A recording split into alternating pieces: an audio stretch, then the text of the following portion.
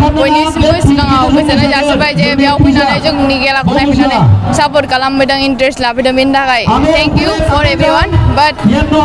आं बेयाव गेलेनो मोननानै बयनिबो इन्टारेस्टमेन्टखौ लानानै जोबोद गोजोननाय मोनदों जे देरहानायाथ' जेननाय थाखाय बाट देरहानायजों लोगोसे आरो बयनिबो सापर्ट मोननानै आरोबाव बांसिन गोजोननाय मोनदों आरो हेपि फैदों जे बयबो सापर्ट खालामो इन्टारेस्ट लायो स्पर्ट्सआव थ' बेखौ नुनानै आं जोबोद गोजोननाय मोनदों आरो जोंनि थाखाय देरहानाय बे जोंनि टीम आरो जोंनि टीम मेनेजार एभ्रिवान सब गेले जोबोद बिराद मोजां बे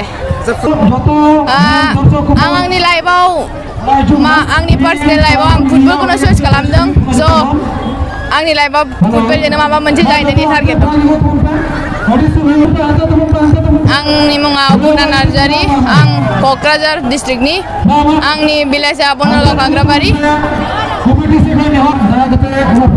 आं बयनिसिमबो बेखौनो मेसेज हरनो सानो जे जाय गोदान स्टुडेन्ट जाय गेलेनायाव इन्टारेस्ट लायो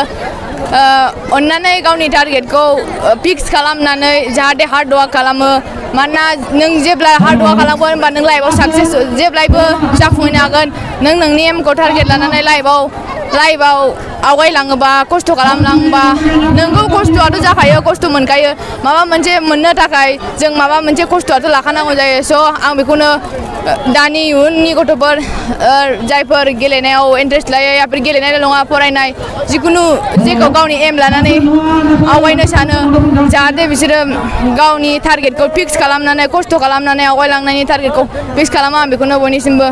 खावलायहरनाय थाबाय थेंक इउ